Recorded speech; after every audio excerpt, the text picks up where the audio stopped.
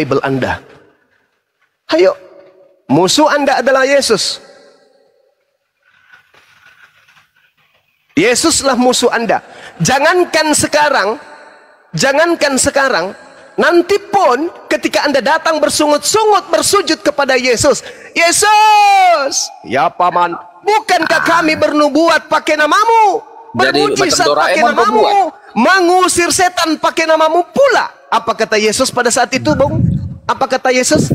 Enyahlah daripadaku, kalian semua adalah pembuat kejahatan. Aku tidak mengenal kalian. Kalian semua adalah pembuat kejahatan. Jangan itu aja argumen cuma.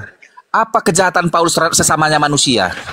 Itulah menjadikan dulu separuh penduduk bumi menjadi buah dari pengajaran nabi palsu.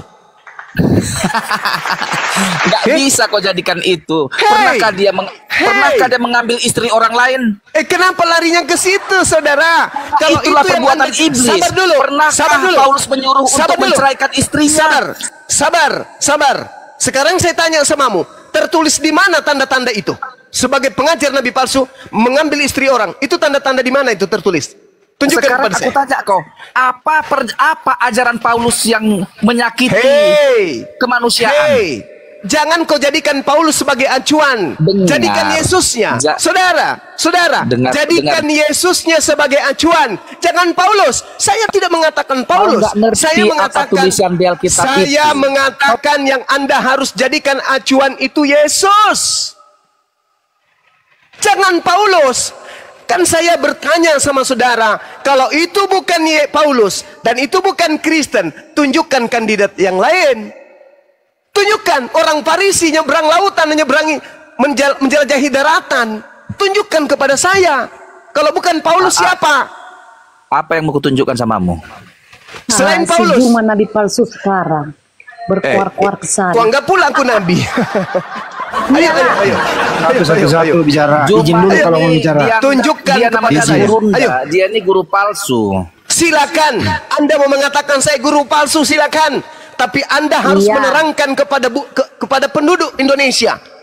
Ketika Yesus mengatakan waspadalah kepada nabi palsu yang datang kepadamu dengan menyamar seperti domba. Di dunia ini lebih banyak nabi palsu itu cuma nabi yang datang setelah nabi palsu memang kau. Itulah nabi palsu.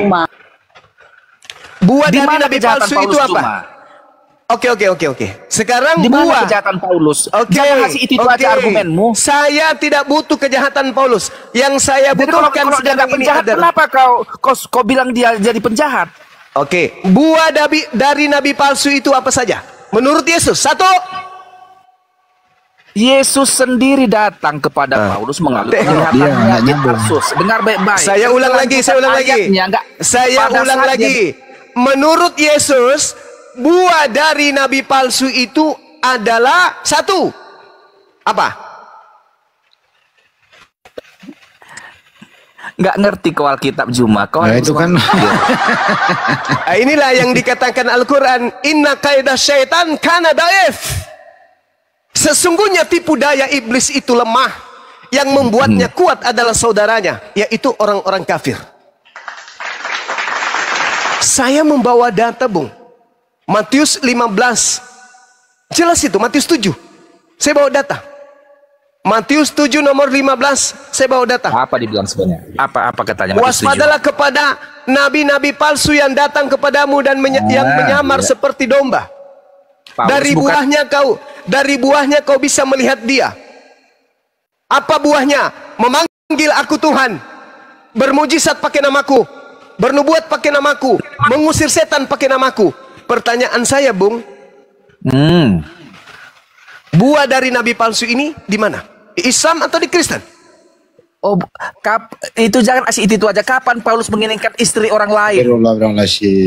Anda ke gereja, cari pendeta Anda, turunkan celananya seperti biasa, celop.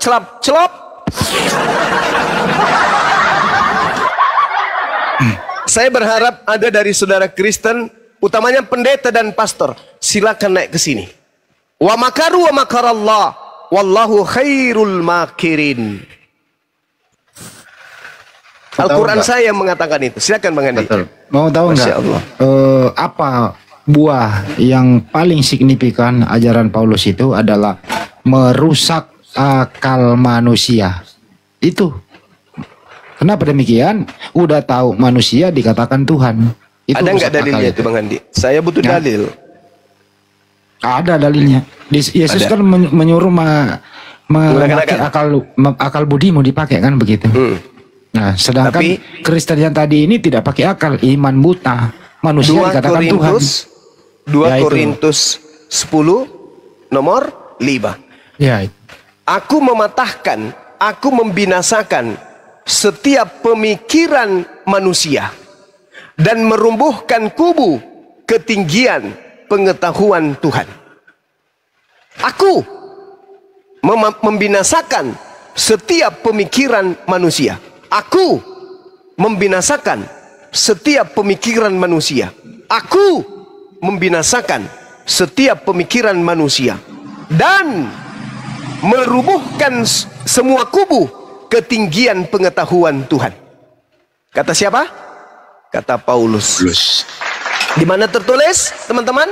2 Korintus 10 nomor 5. Original teksnya jelas tertulis. Kataireo, membinasakan pemikiran logismos manusia, logismos pemikiran manusia, dan merubuhkan ketinggian hopsuma pengetahuan genosis theos Tuhan dewa.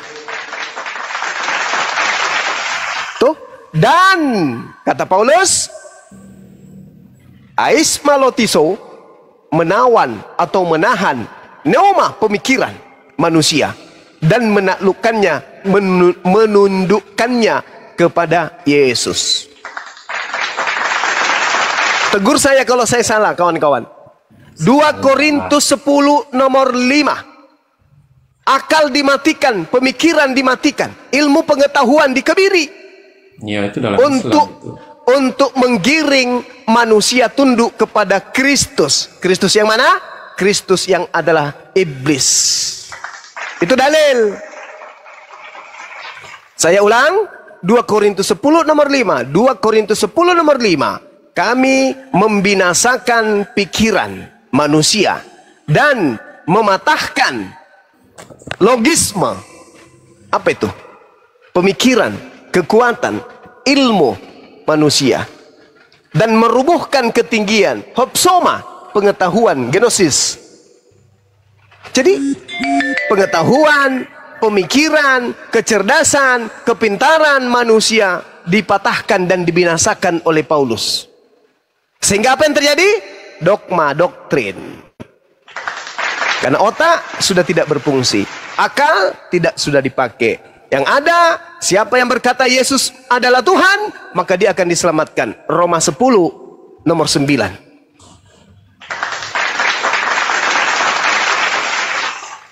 Ayo Bang, silakan. Terjawab ya Bang Yuma ya, bahwa ajaran Paulus itu mematikan akal sehat. Yes, di mana dalilnya Bang Andi? Ya, 2 Korintus 10 nomor 5. Wes, minta nih, macam nih. Kenapa demikian faktanya gitu loh. Setiap kita debat, anak orang yang pernah dikandung 9 bulan dilahirkan menjadi bayi dikatakan Tuhan. Ini akal rusak apa akal normal? Rusak itu akal itu. Macam nih, pintar. Pintar Bang Andi. Masya Allah, pintar Bang Andi. Rusak itu akal. Keren Bang Andi, thank you Bang Andi. Dilarikan ke tadi, ada nggak Paulus mengambil istri orang? Ya dia jangan kan ambil istri orang, nggak jelas siapa orang tuanya siapa istrinya kok. Gimana sih? Kalau gue tadi yang jawab, gue jawab itu Bang Yuma. Sama seperti setan. Setan nggak ditahu siapa bapaknya, siapa emaknya, siapa istrinya, siapa anaknya. Tiba-tiba saja mendirikan agama Kristen, ya kan ya? Iya. Mulai yang dari pada Antioquia. intinya, PR saudara Kristen adalah ketika Yesus berkata waspadalah kepada penyesat yang datang kepadamu dengan memakai nama Yesus. Pertanyaan saya, percaya tidak Kristen kalau akan datang setelah Yesus yang asli pergi, Yesus palsu, penyesat? Percaya atau tidak? Itu dulu. Kalau tidak percaya, antara percaya dan tidak. Ya, silakan Darius, apa yang mau ditanggapi? Silakan. Saya Bang. mau menanggapi Darius dulu ya. Naik, silakan Darius. Nurali. Iya paman. Ayo Nurali. Darius dulu bang, saya panggil. Darius mau nggak? Bener ada itu nabi palsu itu siapa menurut Bang Juma itu? Dari buahnya Anda lihat, dari buahnya. Dari buahnya nabi palsu itu. Nabi palsu buahnya pengajarannya apa? Pengikutnya memanggil Yesus Tuhan. Pengikutnya bernubuat, bermujizat, mengusir setan pakai nama Yesus. Itu di mana itu terjadi? Di Islam atau di Kristen? Kristen. Di tahun-tahun sebelum Masehi Bang Juma. Muhammad memakai nama Isa. Tapi belum siapa, silakan ngomong terus. Allahu Akbar, Masya Allah. Silakan Darius ditanggapi. Bukannya nabi palsu itu si Luga ya? Termasuk itu juga. Termasuk itu. Tapi Luga, andaikan hidup sesaman dengan penulis kitab Wahyu, itu pemikirannya, angan-angannya, halusinasinya itu sama. Mirip-mirip itu bang. Mirip-mirip. Ya udah, terima kasih. Saya nyimak dulu, mau diturunkan boleh ya bang? Silakan. Ya, silakan belajar dan renungkan apa yang saya sampaikan. Kalau tidak berdata tolak, tapi kalau berdata silakan Anda renungkan.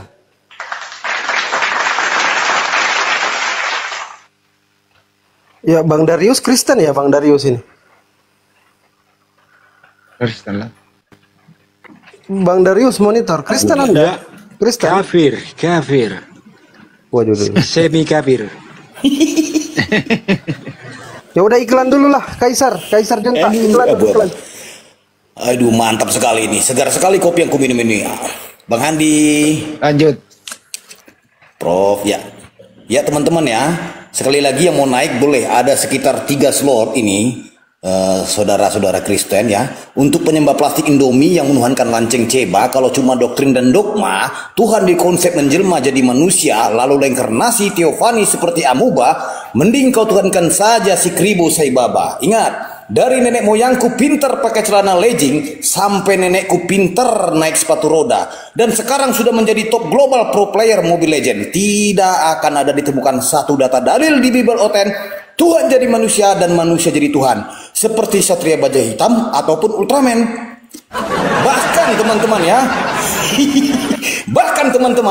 bahkan sampai Presiden Korea Kim Jong-un dan Vladimir Putin jadi kiper timnas Indonesia, tidak akan pernah kau temukan konsep 3 menjadi 1 jiwa atau 1 menjadi 3 bagaikan Naruto membelah raga. Kalau cuma congor dan kuar-kuar sok pintar tanpa menggunakan data dalil bagaikan orang gila mencari ketiak ular ya. Di sini kau mumpuni akademis yang terukur, bukan pembual seperti Ejus yang suka pinjam pisau cukur ya. Yang lucunya orang buta bertemu Yesus dapat mukjizat, sehat dapat melihat.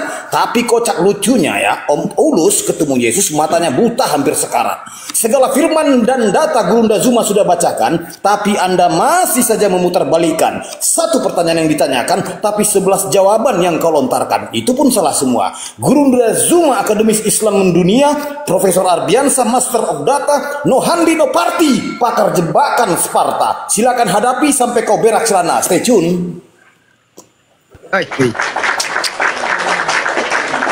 Waduh, mantap kali. Kita Dulu kembali ke Halo. Kenapa Darius? Dulu saya pernah berdebat sama Bang Juma, lalu saya diturunkan, katanya suruh colok pada beda. Waduh. Tapi setelah itu saya berpikir, mencari kebenaran. Saya turun dulu ya, nanti saya masuk lagi. Masih berpikir Bang kan? Masih berpikir kan abang ini? Masih kan? Bang, masih kan? Masih Bang Juma. Masih Pak. Ya insya Allah. Kalau Anda masih berpikir, insya Allah kita nanti akan satu masjid sama-sama ibadah. Lanjut Bang.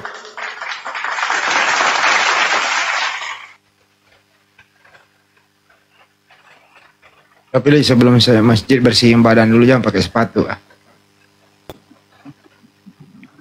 Bang Juma. Iya, gimana Bang? Tolong keluarkan kata-kata mutiara colok pandat pendeta celupin yang jidat. Saya kangen itu kan. Jangan. Tidak bagus itu, tidak bagus. Nanti aja. Nanti aja.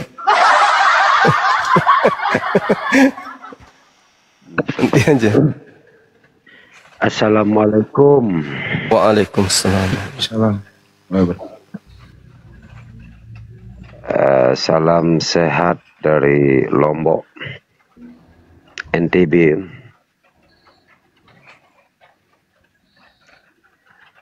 Bang, salam kembali Bang. Khususnya untuk Bang Zuma, konon-konon lah saya ini ingin melontarkan 2 kalimat nasihat kalau diizinkan. Silakan Bang. Nasihat saja bisa enggak? Iya. Luar biasa, saya salut, saya kagum dengan kecerdasannya Bang Zuma. Tapi kalau boleh jangan sampai lupa Bang Zuma, soalnya ada saya pernah dengar pepatah dari para pelingsir di Lombok. Dia bilang kalau iblis tidak bisa menyesatkan kita dengan cara dirobohkan, diapakan kan, iblis akan berusaha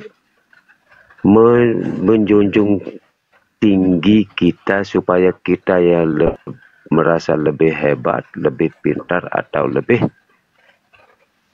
tinggi kan begitu. Iya, Masya Allah. Saya kalau abangku sampai begitu, tolong dengan niatnya itu jangan sampai lupa. Itu dia kan di situ kunci kegagalannya. Baik. Masya Allah. Makasih Bang ya. Abang Zuma, luar biasa, Masya Allah. Terima kasih udah diingatkan Bang. Terima kasih Zuma. Ya. Assalamualaikum warahmatullahi wabarakatuh. Waalaikumsalam warahmatullahi wabarakatuh. Oke, Bang Tony, monitor Bang Tony. Kristen Muslim Bang Tony ini. Bang Tony.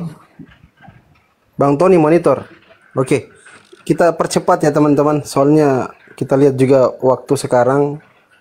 Ini yang tadi diturunkan Bang Handi atau kayak mana ini? Kenapa dia pengen kali lagi naik ini? Si kalam hidup ini. Woi, Nuralim. Woi, Nuralim. Apa orang ini? Ya, gimana? Nuralim. Apa kawan? Mau tanya ini. Apa? Bisa gitu? Bisa Ji. Ya, coba Bang Al-Fat 48 ayat 9. 9 bukan 9. Kau Makassar ton juga begitu. Makassarnya saya tapi tidak begitu sekali Karut barunya Jakarta 9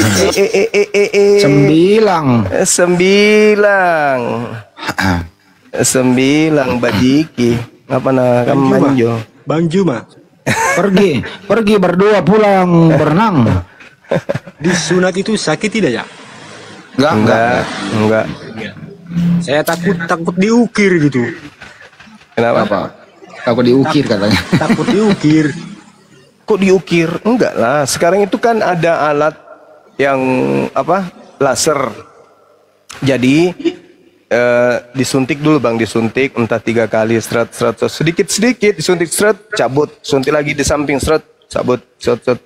Jadi cuma 1 kali sedot obat itu ditarik sekian mili, habis itu dihabiskan, habis itu disentil sama bu dokter yang cantik. Masih berasa nggak? Ketika kita sudah tak merasa apa-apa baru digunting gitu. Apa yang mau dirasakan? Tak ada. Jangankan yang kulit lebih itu, orang usus, potong tangan, potong kaki nggak ada terasa kalau sudah disuntik, dibius, nggak ada sakitnya Bang. Ada sakitnya.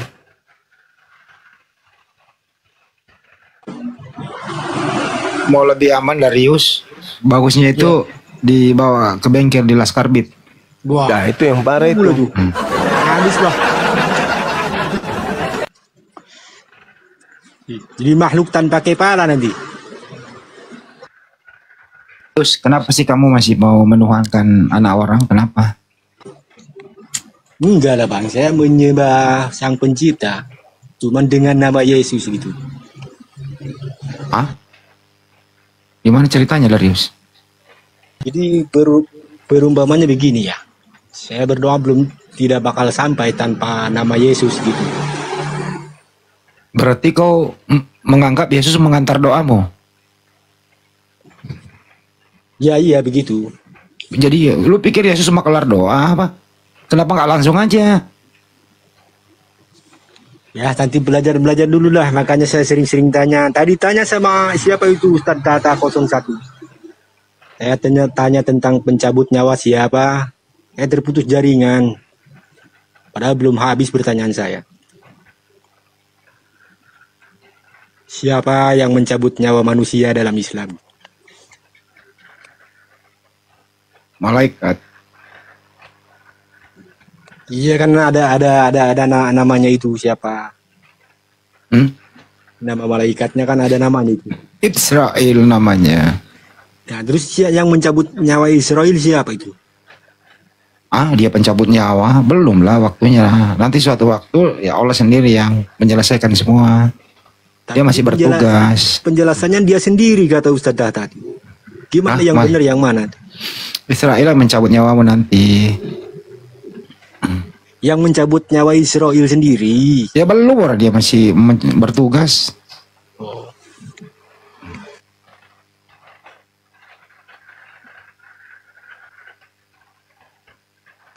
Masih bertugas dia, bro. Saya mau turun tapi pengen keluar dari Bang Juma itu. Paman turun colok itu. Wis. Ini lawan diskusi saya sejak dari grup WA kayaknya Bapak ini. Pernah ada akun sebut satu lagi saya suruh turun. Saya dulu kan dengan gambar akun ini kan? Bukan. Oh beda berarti. Masih betah nyembah Yesus palsu, Bang? Enggak lah. Hah? Enggak. Kenapa? Sudah lama. Ya, terakhir hari Minggu saya ke gereja pengen ketawa lihat pendeta itu. Jadi ingat kata-kata Bang Juma itu. Apa yang diajarkan pendeta di sana, Bang? Ya nggak tahu, juga fokus sama ajarannya, Bang. Saya malah ingat kata-kata pantatnya lalu jilat. Iya ingat itu. Bang Hani juga. Ya, gitu, Bang. Saya yakin teman-teman yang saudara saya yang Kristen itu pasti kalau lihat pendeta pasti ingat itu. Demi nama Tuhan saya pasti mereka ingat itu. Yakin saya gak bakal lupa itu. Nempel itu kayak tato itu. Bukan begitu maksudnya. Bukan begitu beneran, itu kan naki asal lah, janganlah. Artinya lebih deketin pendetamu, belajar bareng, bedakan manusia dan Tuhan, itu maksudnya. Tapi ini Bang Handi, ketika ucapan saya itu dibawa ke gereja, mereka akan duduk memperhatikan ke pendeta, ngomong apa pendeta ini. Iya betul Bang, iya. Mutar loh, kok benar yang disampaikan Bang Zuma? Kok cuman itu aja? Perasaan dari kecil ini aja penyampaiannya, gitu aja terus. Kok benar yang dikatakan oleh Bang Zuma? Kok tidak ada esensi yang disampaikan terkait dengan pengajaran Yesus, Nabi palsu, pengajaran yang datang seperti itu? Nggak ada. Nah itu yang mereka pikirkan nantinya. Sehingga yang muncul adalah keputusasaan, kecewa, jengkel kepada pendeta dalam hati. Kemudian jengkel juga kepada Bang Zuma, kesal kepada Bang Zuma, tapi rindu sama Bang Zuma, kangen. Sehingga mereka bikin TikTok, mereka bikin mereka lihat di YouTube, mendengarkan dengan seksama. Kalau dia lama-lama penasaran, akhirnya malas ke gereja. Itu yang bisa terjadi, Bang Handi. Dan banyak itu terjadi. Banyak yang sudah sampaikan kepada saya, mengatakan itu. Orang suaranya Bang Juma diputar di gereja kok. Nah itu dia. Masalahnya betul, yang nulis di bawah itu, di barat itu Kristen sudah mulai ditinggal. Gereja-gereja itu sudah mulai kosong, Bang. Cuman di Indonesia ini masih menjamur. Kenapa? Ya mungkin karena ada asupan dari luar, bantuan dari luar, sehingga masih menjamur. Tapi kalau di luar sendiri, tempat asal Kristen itu udah sepi gereja-gereja itu. Ada yang alih fungsi jadi museum, jadi tokoh. Ada yang menjadi diskotik, ada yang menjadi M-Club, dan seterusnya. Itu yang terjadi di luar sana. Cuman di Indonesia ini, yang masih ini, itu pun tidak bisa berkembang, karena orang Islam sudah mulai pintar, mulai cerdas. Bahkan yang ada terkikis, saudara Kristen itu menemukan kebenaran Islam. Kenapa jumlah Kristen bertambah? Karena adanya orang Cina yang masuk. Mereka memilih KTP Kristen, karena kalau dia milih Islam tidak bisa makan babi lagi. Sementara itu adalah makanan kesukaan mereka. Dan mereka juga takut sunat. Sehingga kalau di Kristen tidak sunat dan di Kristen masih makan babi, akhirnya mereka memilih agama Kristen. Gitu. Yang saya aneh itu Pak Pendeta itu jarang menjelaskan tentang ayat-ayat yang tentang Allah Bapa gitu. Jarang disebut itu. Suka dilewat-lewat itu ayat-ayat yang tentang Yesus diperintah Bapa. Itu jarang disebutkan. Kebanyakan surat Paulus kan? Iya, mungkin itu. Makanya saya belajar-belajar, tanya-tanya, terus cari-cari di Google. Kalau saya gak ngerti, tanya di sini, di forum. Bukan di forum, di komal-komal. Ada nggak niat mau colok pendeta? Ya lucu tuh, lucu-lucu aja kalau lihat itu. Mau ketawa takut dosa.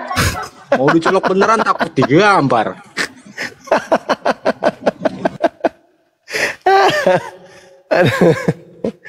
Allahu Akbar. Dikolerasi mereka akhirnya ya Pak Brunda ya.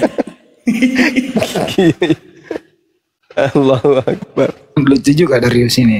Tapi takutnya nanti kalau misalkan ya benar-benar ada hidayah itu ya, takutnya saya nanti mualaf cuman gara-gara kata itu, kan gak enak. Ada loh, ada.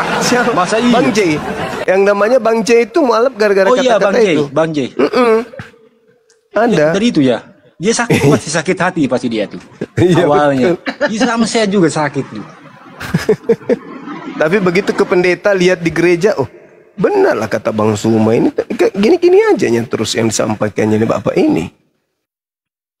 Belum lagi kalau pendetanya cepat emosian, nah itu semakin akan menjengkelkan jemaat. Benar nggak, Bang? Lucu juga Darius ini. Iyalah. Darius orang mana, Bang? Di Medan, cuman kerja di Karawang, Bang. Oh, di Medan. Iya. Sekarang di Bekasi dia, Karawang. Iya, dekat Bekasi itu dekat. Pabrik mana, Darius? Aku juga di Karawang Barat ini. Di kawasan industri itu, Bang. Oh, M2000. Iya, yang ke dalam itu masuk. Ya udah, besok-besok kita ketemu ya. Ya, iya. Saya sopir truk, Bang. Oh, supir truk. Yang gede itu ya? Iya ya, yang bawa 6 roda, bawa barang keluar masuk. Itu ada tamu tuh. Oke, disapa dulu Bang Dari yang benar dan di-mute dulu Bang Darius. Oke. Bang Dari yang benar. Iya. Kan Muslim Bang. Kristen. Kristen apa Bang? Kristen Protestan. Baik, silakan Bang.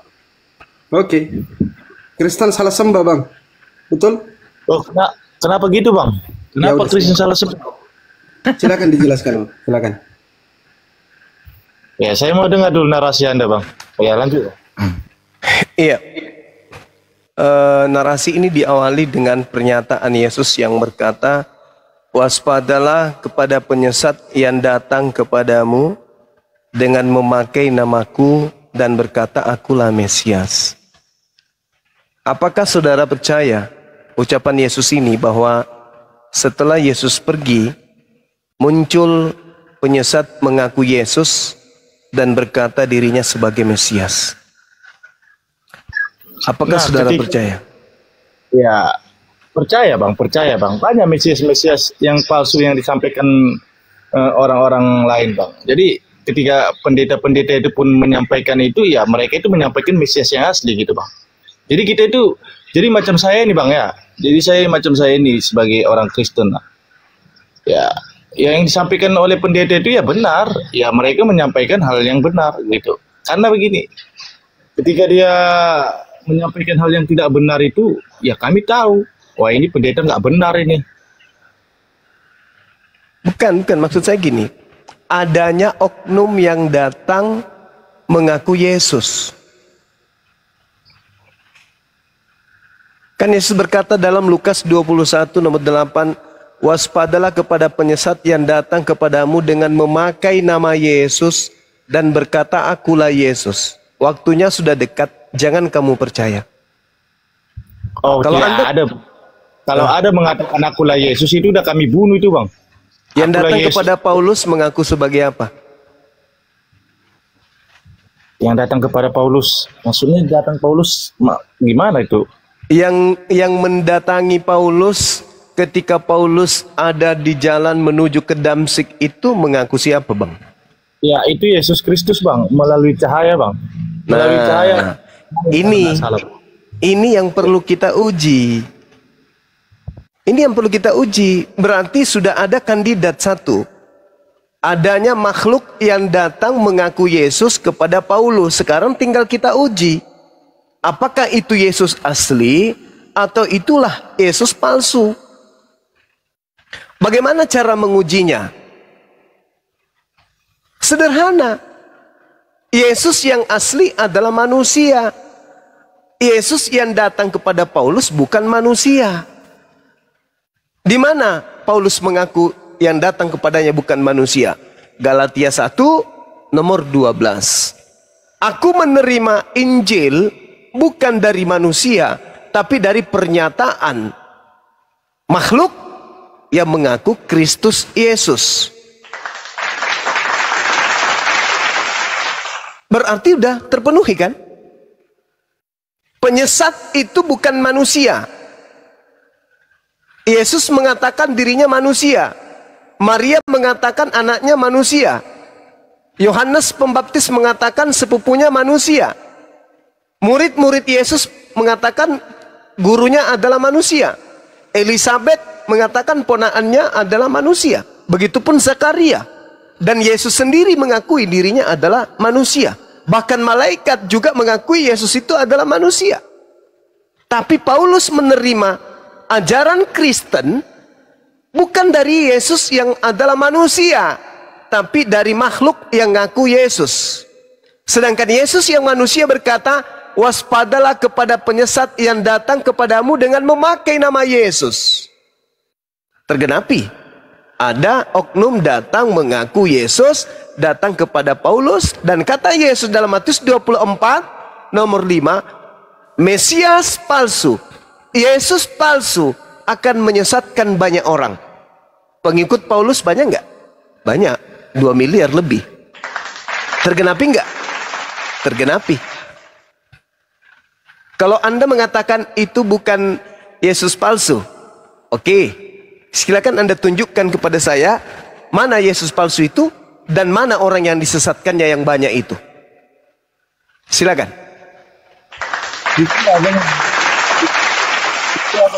Itu Abang Zuma yang menerasikan itu, mengatakan bahwasanya yang dibawakan Paulus itu Yesus palsu. Ya Abang sendirilah yang harus menunjukkan datanya begitu. Karena Abang menarasikan bahwasanya Yesus yang dibawakan Paulus itu adalah Yesus palsu.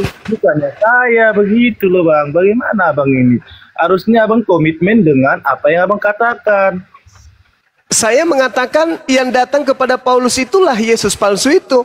Dan orang banyak yang disesatkan itulah Kristen itu. Nah, saya pastikan Anda akan menolak.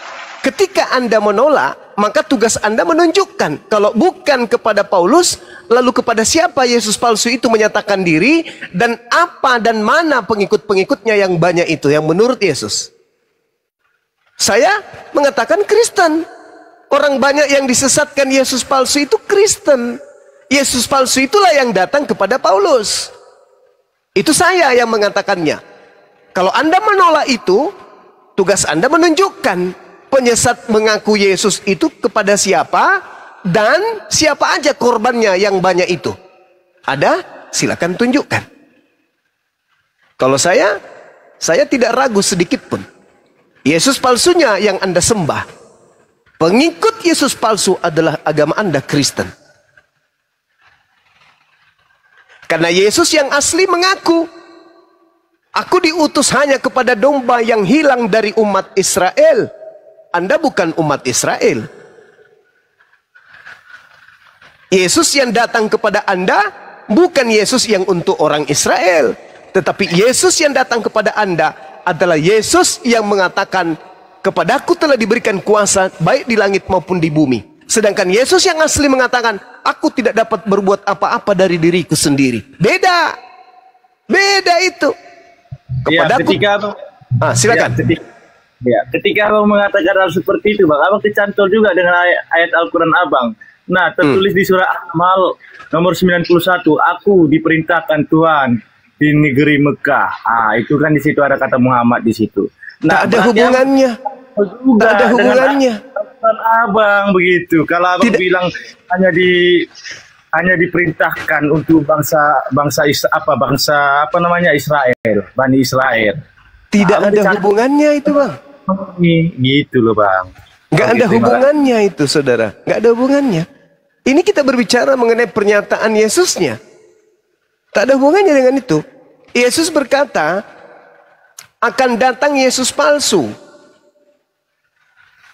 dan menyesatkan banyak orang. Saya katakan Yesus palsunya itu telah datang kepada Paulus. Orang yang disesatkan banyak itu Kristen. Kalau Anda menolak pernyataan saya, silakan Anda tunjukkan mana Yesus palsunya dan orang banyak yang disesatkan itu mana. Silakan.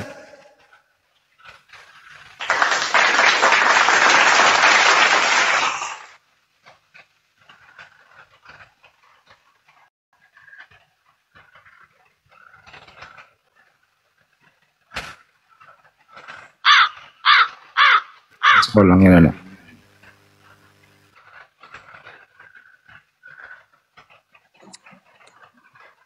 Assalamualaikum warahmatullahi wabarakatuh. Waalaikumsalam warahmatullahi wabarakatuh. Waalaikumsalam warahmatullahi wabarakatuh.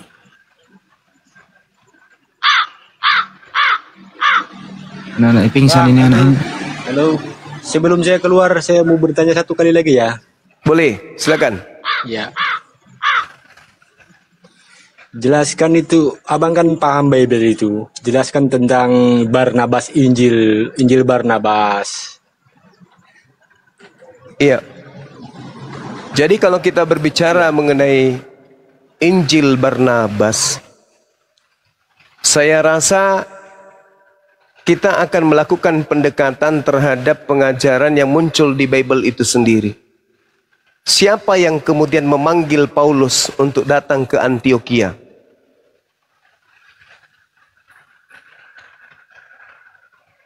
Barnabas bukan? Di dalam Kisah Para Rasul berapa? 13. Ya, 13. Di situ dikatakan bahwasanya Barnabas dan Saulus ini adalah orang-orang yang orang yang cerdas katanya. Kemudian mereka menginginkan adanya pengajaran kepada orang-orang di luar Yudaism. Ketika dua orang ini dipanggil oleh seorang gubernur, yaitu Barnabas dan Saulus, dipanggil oleh Sergius. Dia adalah seorang gubernur pada saat itu, atau kawan dari seorang gubernur. Nah, Barnabas ini mengajarkan tentang apa? Tentang Yesus, ajaran Yesus, dan murid-murid Yesus. Itu jelas tuh. Sekarang permasalahannya, Paulus ini adalah orang yang dipanggil oleh Barnabas. Kenapa tulisan Barnabasnya tidak dipakai? Kenapa kemudian justru tulisan Paulusnya yang dipakai? Sedangkan dua orang ini sama-sama mengajar. Bahkan dua orang ini, Barnabas itu dianggap sebagai dewa Zeus dan Paulus dianggap sebagai dewa Hermes. Ketika kemudian dua orang ini sebagai pembicara utama dalam pengajaran-pengajaran oknum yang mereka sebut Yesus. Kenapa ajaran Barnabas nggak dipakai? Kenapa ajaran Paulusnya dipakai? Bukankah Paulus ini hanya orang dipanggil oleh Barnabas? Apa yang membedakan kemudian? Apa yang bisa menjadi aturan main? Dan siapa yang menjadi penentu bahwa Injil Barnabas itu tidak valid? Dan yang valid itu adalah Injil yang diberitakan oleh Paulus. Siapa tim penilai? Apa dasar penilaiannya? Dan kisi-kisi apa yang menjadi acuan untuk membenarkan itu?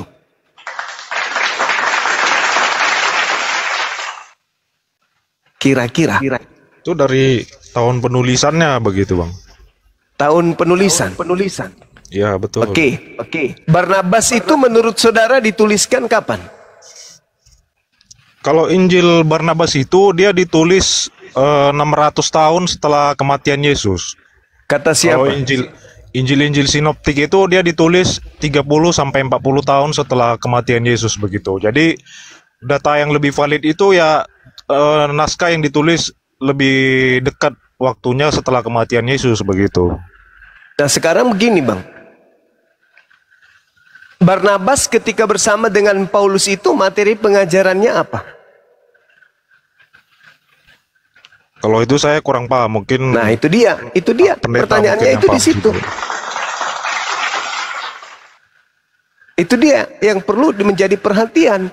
Karena yang disoroti di dalam catatan-catatan Lukas itu dua oknum, yaitu Barnabas dan juga adalah Paulus. Permasalahannya sekarang adalah Barnabas yang adalah sekutu Paulus dalam mengajarkan tentang Injil, rujukan daripada Barnabas itu apa kepada orang-orang yang ada di Antioquia sana? Karena dia ini adalah pemberita Injil abad pertama. Sedangkan Lukas, Markus, Matius adalah penulis-penulis yang muncul kemudian belakangan, di mana manuskrip yang mereka yang ditemukan oleh bapak-bapak gereja itu kodeks yang ada di abad keempat. Sedangkan kitab-kitab ini bercerita tentang Barnabas yang justru hadir di abad pertama. Lukas muncul enggak di abad pertama? Enggak. Markus? Enggak juga. Yang muncul Barnabas. Mana catatan-catatan Barnabas itu? Yang muncul Filipus. Mana catatan-catatan Filipus itu? Ada? Enggak ada. Yang muncul Thomas. Injil sinoptik itu kan sudah selaras begitu. Memang Markus dan Lukas itu memang tidak saksi langsung menjadi saksi langsung oleh kehidupannya Yesus Kristus selama di dunia, tapi mereka itu seperti Markus itu kan dia teman dekatnya Rasul Petrus. Rasul Petrus kan saksi langsung melihat kehidupan Yesus, bahkan penyaliban dan kebangkitannya. Kalau Lukas kan seorang tabib dan dia seorang rekan apa dibilangnya, teman dekat lah gitu, bisa dibilang CS-nya lah gitu, CS-nya Paulus begitu. Jadi apa yang diajarkan oleh tulisan-tulisannya Paulus itu selaras dengan Injil sinoptik itu, karena kan dalam hukum Yahudi itu kan ini semua para rasul kan Judaism, lahir dari Judaism Yahudi. Jadi dalam hukum Yahudi itu syarat untuk suatu kebenaran yang absolut itu ya minimal 2 orang saksi mata, seperti Injil Matius dan Yohanes. Matius dan Yohanes kan memang rasulnya Yesus Kristus langsung, melihat kehidupan Yesus langsung selama di kehidupannya sampai kebangkitannya begitu, Bang Juma. Begini, saudara. Yang saya tahu nih sebagai orang yang belajar ya, ketika ada kemudian silang pendapat antara Paulus dengan Barnabas, itu adalah bukti bahwa Barnabas ini memiliki kemudian karakteristik pengajaran Injil pada masa itu yang bertentangan dengan karakter pengajaran Paulus, sehingga mereka terpecah. Maka tidaklah kemudian tanpa alasan dekret dari Paus Innocent dan juga Gelasius beserta dengan gereja-gereja barat di abad keempat itu menolak Injil Barnabas. Bukan tanpa alasan. Mereka bahkan mengutuk. Apa sebabnya? Ya, banyak hal yang mungkin bisa kita urai. Pertama, kemungkinan Barnabas jujur menceritakan tentang keadaan yang sesungguhnya terkait dengan Yesus yang berkeluarga atau berumah tangga. Atau Yesus diceritakan lengkap dari usia 0 sampai 33 tahun. Atau Barnabas menceritakan pesan-pesan Yesus akan datangnya orang yang datang setelahnya sebagai penolong lain. Bisa jadi kan? Apa alasannya kemudian dikutuk oleh gereja-gereja awal mula? Alasan ini harus dikemukakan kemudian. Kenapa? Karena Barnabas sebagai rekan sekerja daripada Paulus ini adalah orang yang hidup kemudian satu angkatan dengan Paulus. Artinya apa?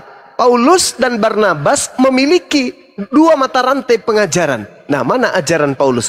Mana ajaran Barnabasnya? Harus dikemukakan. Sebagaimana Kristen mengemukakan adanya pengajaran Paulus. Karena Barnabas tidak mengajarkan kitab Roma, tidak mengajarkan kitab Galatia, Filipi, dan seterusnya. Tentu Barnabas mengajarkan konsep yang dia ajarkan, yang dia terima dari sang sumber, yaitu Yesus itu sendiri. Pertanyaannya sekarang, kenapa bapak-bapak gereja, utamanya gereja-gereja barat ini, itu menolak Injil Barnabas, bahkan dilarang kemudian. Mereka membuat keputusan untuk mengutuk Injil tersebut. Ada apa dengan itu semua? Ini pertanyaan. Ya, karena dia datanya tidak valid begitu. Dia di kanon tidak valid dan tidak sesuai dengan kesaksian Injil Sinoptik. Kan Injil Sinoptik itu di kanon karena sesuai dengan kesaksian empat rasul gitu. Jadi ceritanya semua sejalan dan sealur dan sesuai dengan keempat penulisan rasul ini begitu. Dua rasul yang bertemu langsung dengan Yesus begitu Bang Juma.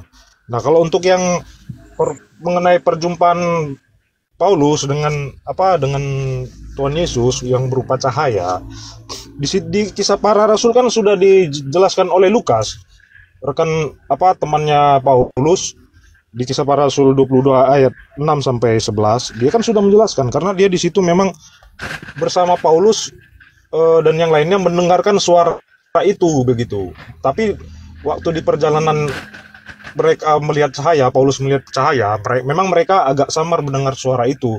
Kan di ayat selanjutnya itu kan banyak yang melihat itu cahaya itu, tapi tidak mendengar secara jelas suara cahaya itu omongannya seperti apa. Tapi kan karena Tuhan memilih Paulus, jadi kejadian itu memang diususkan bagi dia begitu. Jadi yang melihat cahaya dan memang betul-betul mendengar suara itu dengan jelas ya memang Rasul Paulus begitu, karena kan dia dipilih Tuhan begitu. Dan itu dipertegas di kisah para rasul 22 ayat 6 sampai 11. Ayat 7 itu ya. Maka rebalah aku ke tanah dan aku mendengar suatu suara yang berkata kepadaku, Saulus, Saulus, mengapa engkau menganiaya aku, dan seterusnya. Kisah para rasul ini kan tulisannya Lukas begitu. Jadi ini ada dua kesaksian. Jadi menurut hukum Yahudi, dua saksi itu sudah dianggap kebenaran mutlak begitu, absolut begitu kebenarannya begitu, Bang Juma. Jadi gini, Bung. Itu pemahaman saudara terhadap pandangan saudara akan adanya Injil Barnabas atau kabar gembira yang kemudian dituliskan oleh Barnabas. Tapi ada hal penting yang perlu Anda pahami di sini. Kenapa Injil Barnabas itu ditolak? Anda mengatakan karena tidak sesuai. Tidak sesuai dengan apa? Tidak sesuai dengan pesanan. Pesanan apa? Pesanan Roma dan Yunani yang kemudian menginginkan, melanggengkan ajaran penyembahan terhadap dewa-dewa mereka. Nah, pernahkah dikemukakan adanya penelitian yang kemudian menghitung baik dengan materi karbon yang ditemukan berkaitan dengan adanya Injil Barnabas? Pernah. Dan jelas diuraikan kemudian bahwa karbon ini berusia kurang lebih 1500 tahun. Itu pernah. Artinya bahwa ketika hal ini dikatakan 1500 tahun kurang lebih, artinya ada indikasi kebenaran yang bisa dijadikan sebagai acuan, tapi ditolak. Sedangkan menurut tradisi gereja, kitab Markus dituliskan di tahun 64 sampai tahun 67. Lalu kemudian Matius tahun 66. Petrus 65. Bahkan ada yang mengatakan Petrus itu ditulis tahun 81 sampai 96. Yohanes antara tahun 40 sampai 140. Lukas tahun 62. Lalu kemudian kitab Wahyu antara tahun 90 sampai tahun 100 dan seterusnya. Sedangkan penulis-penulis kitab tersebut itu tidak pernah sedikit pun tersentuh sebagai penulis di dalam kajian pengajaran penginjilan Yesus kepada orang-orang yang ada di zamannya. Contoh, Lukas tidak pernah. Markus tak pernah. Paulus tak pernah. Matius, bagaimana dengan Matius? Itu indikasinya ada di Matius 9 nomor 9. Ternyata penulis buku Matius juga pun bukan murid Yesus. Bagaimana dengan Yohanes? Itu tertulis di Yohanes 21 nomor 24 25. Yohanes 21 nomor 24 nomor 25 jelas sekali penulis kitab Yohanes itu juga bukan murid Yesus, bukan anak Zebedeus. Lalu kenapa ada ditolak, ada diterima? Ya karena itu tadi. Simpul akhirnya kemudian adalah pembentukan agama baru, sekte baru. Makanya dikatakan dalam Kisah Para Rasul catatan Lukas 24 nomor 5, Paulus ini adalah penyakit sampar yang telah menyesatkan orang Yahudi di seluruh dunia beradab. Dan dia adalah tokoh dari agama Kristen. Berarti cakupannya kemudian harus saudara-saudara Paulus menjadi muara keilmuan di dalam kekristenan. Sedangkan Barnabas ditolak. Kenapa ditolak kitab Barnabas ini? Karena kitab Barnabas itu menuliskan cerita-cerita yang diurai berdasarkan dengan kisah lengkap isi daripada narasi biografi tentang Yesus dari lahirnya sampai kemudian proses adanya penyaliban. Ditolak dong pasti. Yes, ditolak pasti. Bukan karena ini palsu, bukan karena ini sesat, tidak. Tetapi tidak berkesesuaian dengan harkat, dengan cara hidup, dengan pola keagamaan, dengan sistem, dengan akidah, keyakinan orang-orang Roma dan Yunani. Ini nggak boleh masuk menjadi kitab yang lolos pengkanonan. Kenapa? Karena di situ ada Tuhan nikah, ada Yesus kawin, Yesus punya anak, Yesus punya keturunan, Yesus tidak selamat, Yesus menubuatkan dan mengajarkan akan datangnya Nabi Muhammad. Tidak boleh diterima, ditolak. Nah sekarang pertanyaannya, siapa yang menentukan bahwa ini adalah sahih, ini valid, ini tidak? Siapa yang menentukan? Yesus. Tidak mungkin. Itu kan begini. Bapak-bapak gereja dong yang menentukan itu. Nah, gitu. Silakan. Sinoptik itu kan dianggap valid karena pertama itu naskahnya ditulis lebih awal dan waktunya berdekatan setelah kematian Yesus 30 sampai 40 tahun. Dan itu Injil Barnabas tidak ada referensi tulisan Bapak gereja menggunakannya pada gereja mula-mula dalam sejarah gereja mula-mula begitu. Sedangkan di Injil kanonik Matius, Markus, Lukas, Yohanes di situ punya, kalau bisa dihitung dia punya sekitar 5.000 manuskrip yang tersimpan. Salinannya itu ada di katedral sana di Roma. Nah, kedua yang ini kita bisa diuji dari isinya yang bertentangan dengan konteks sejarah dan geografis. Di Injil Barnabas, Yesus disebutkan lahir di Bethlehem di Nazaret, sedangkan secara historis berdasarkan Injil yang kanonik itu disebutkan Yesus lahir di Bethlehem. Itu bisa dilihat di Matius 2 ayat 1 dan Lukas 2 ayat 4 sampai 7. Nah, yang kedua itu ada dia penggunaan istilah mata uang denar. Nah, mata uang Ita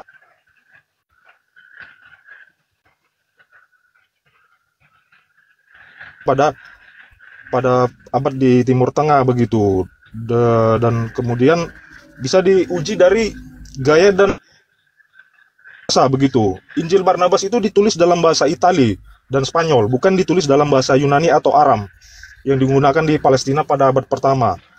Yang kedua, gaya penulisannya itu menunjukkan literatur abad pertengahan, jadi tidak sesuai dengan konteks bahasa dan gaya penulisan pada zaman itu, pada waktu itu begitu.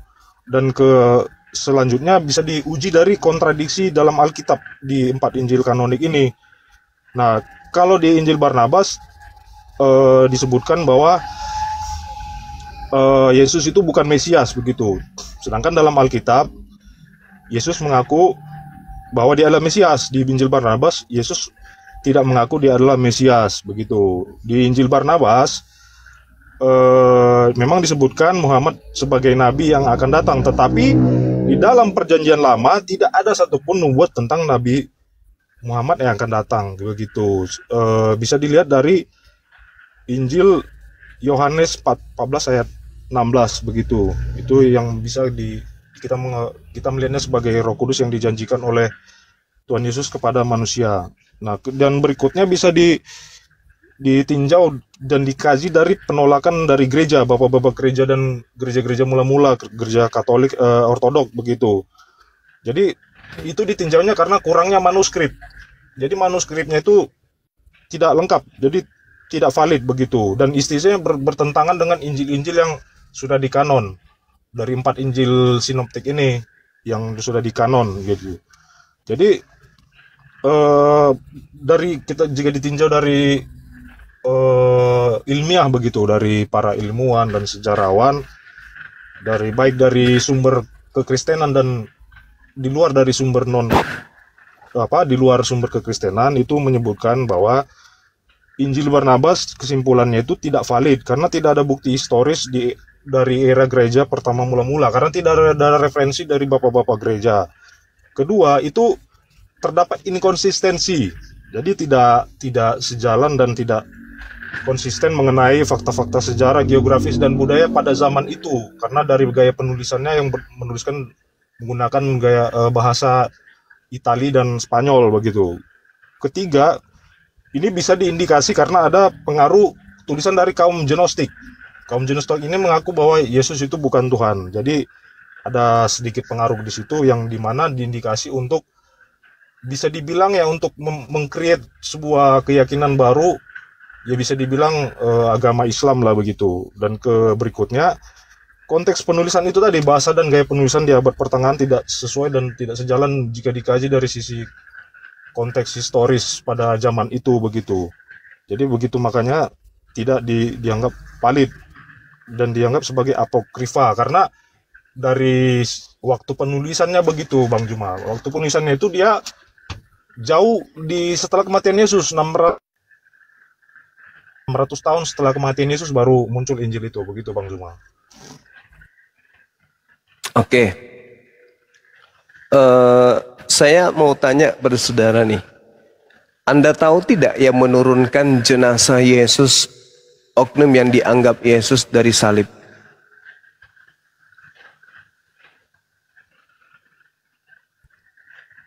Anda tahu tidak? Yang menurunkan murid-murid Yesus. Di antaranya Bang Ari. Bang Ari. Saya kurang ini ya. Mungkin Pak Pendeta yang mengerti ke situ. Saya kurang. Iya. Setahu saya, nama dari Barnabas ini kan nama lainnya adalah Yusuf. Yusuf ini jelas dari suku Lewi, dari Siprus. Beliau punya nama asli Yusuf, yang kemudian panggilannya adalah Barnabas, yang artinya anak penghiburan. Nama beliau itu di dalam surat-surat Paulus disebutkan kurang lebih 5 kali. Di surat Lukas, di Kisah Para Rasul itu 23 kali. Kenapa orang ini begitu penting diceritakan? Karena orang ini adalah orang yang intim kepada gurunya, Yesus. Jadi Yusuf ini kemudian, kalau dia betul yang menurunkan mayat Yesus dari tiang, maka benarlah kenapa orang Roma menolak catatan-catatannya. Karena Barnabas menunjukkan keadaan yang sesungguhnya terhadap gurunya, karena dia adalah pelaku. Dia berada di TKP. Itu yang pertama. Kedua, kalau kita melihat surat Paulus nih, di dalam Galatia 2 misalnya. Di situ kemudian Paulus sendiri yang mengatakan bahwa Barnabas berada di sana bersama dengan siapa? Orang-orang Yahudi, murid-murid Yesus yang lain. Ini menandakan bahwa Barnabas ini saksi. Kalaupun ditolak, kenapa ditolak? Itu tadi, bukan karena catatan-catatannya itu tidak valid atau catatannya itu tidak sahih. Ketika Anda mengatakan catatan Barnabas itu bagian daripada apokripa, berarti tidak palsu dong, tapi cuma disembunyikan aja. Kenapa disembunyikan? Karena tidak berkesesuaian dengan imannya orang Yahudi pada masa itu. Injil Barnabas di era awal kekristenan jelas merupakan ancaman bagi paham kekristenan yang mengakui karya keselamatan dan anak Tuhan. Sehingga yang terjadi, kalau ada yang ketahuan membaca Injil Barnabas, maka itu akan diungsikan, bahkan dibunuh. Karena dianggap bahwa Injil ini itu akan merusak tatanan kekristenan yang menanamkan akidah pengajaran bahwa Yesus adalah anak Tuhan yang datang ke atas muka bumi, mati digantung untuk nebus dosa-dosa orang Roma dan Yunani. Jadi ancaman keras akan adanya peredaran Injil Barnabas. Banyak orang-orang yang mengikuti Injil Barnabas itu kemudian yang terbunuh. Mereka dibunuh. Disebabkan karena orang-orang pada masa itu menjadikan Injil Barnabas ini adalah sebagai ancaman yang sangat-sangat dahsyat. Wajar itu terjadi. Maka kami orang Islam nih yang netral bertanya, kenapa orang Kristen awal mula tidak mau menerima Injil tersebut? Ada apa? Apa kapasitas dan apa otoritas Kristen memilah antara tulisan murid Yesus dengan tulisan pengikut Paulus? Lebih valid pengikut Paulus daripada pengikut Yesus. Apa yang menjadi tolak ukurnya? Yang menjadi tolak ukurnya tentu adalah pesanan Roma dan Yunani. Itu jawabannya. Itu jawabannya. Tulisan Paulus kan Bang hanya dia meneruskan ajaran Yesus. Tapi kalau untuk saksi-saksi mengenai kehidupannya sampai penyalipannya, yaitu para rasul. Dan yang memang menulis secara langsung itu Matius dan Yohanes. Kalau Lukas kan dia seorang tabib ke teman kerjanya si Paulus. Kalau si Markus kan dia penerjemahnya si Petrus. Kalau Petrus kan saksi mata langsung. Jadi mungkin yang menuliskan mengenai kesaksiannya si Petrus ini ya si Markus. Jadi datanya valid begitu Bang. Dan keempat ini dia konsisten. Cerita keempat saksi mata ini konsisten. Tidak ada yang kontradiksi dari saksi keempat penulisan Injil sinoptik ini begitu Bang. Jadi menurut hukum Yahudi tadi itu kalau dua saksi dianggap itu sudah valid begitu Bang. Jadi kalau saya menilai ya, itu tanggapan sebagai seorang Kristen. Tapi kalau saya menilai, Barnabas ini lebih berpotensi catatan-catatannya dibandingkan orang-orang yang tidak pernah kemudian kontak dengan Yesus. Nah sekarang yang harus diselesaikan ketika saudara mengatakan Matius dan Yohanes ini adalah saksi utama, itu salah itu. Itu salah itu Bang. Coba Anda baca Matius 9 nomor 9. Yohanes 21 nomor 24 sampai nomor 25. Penulis-penulis ini bukan murid Yesus langsung. Mereka ini adalah orang yang melakukan penyelidikan untuk menuliskan apa yang terjadi, peristiwa-peristiwa yang ada pada masa itu. Matius Yohanes itu rasulnya Yesus langsung tuh Bang. Matius Yohanes. Itu nama iya, tapi penulis Yohanes dan penulis Matius ini bukan murid Yesus. Dan Anda harus tahu, kitab Matius dan kitab Yohanes baru dikasih, oh ini cocok dengan Matius, ini cocok dengan Yohanes. Coba Anda baca deh. Baca Matius 9 nomor 9 dan baca Yohanes 21 nomor 24 25. Baca di situ Anda akan diantarkan kepada apa yang saya sampaikan. Barnabas ini orang yang lebih tepat untuk memberitakan apa yang terjadi pada masa itu. Tapi sekali lagi, catatan Barnabas itu bisa melukai gereja. Makanya saya udah katakan sama saudara, pada tahun 382 orang-orang di sana itu akan dibunuh kalau mereka kemudian mempelajari apalagi mengikuti pengajaran daripada Injil Barnabas. Itu yang terjadi.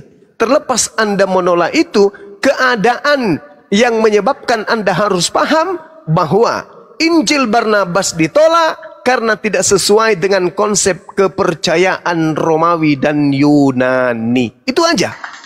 Itu aja. Tapi kalau dari aspek pengajaran lebih sahih, lebih valid, karena Barnabas adalah saksi hidup. Dia murid. Kenapa Paulus diterima? Kenapa Barnabas tidak diterima? Ya itu tadi. Karena Paulus sendiri mengaku, aku diutus kepada orang-orang yang tidak bersunat. Makanya mereka ketika di Antioquia terjadi perpecahan antara Paulus dan Barnabas. Paulus melihat ini, Paulus semakin hari semakin aneh. Yesus yang tadinya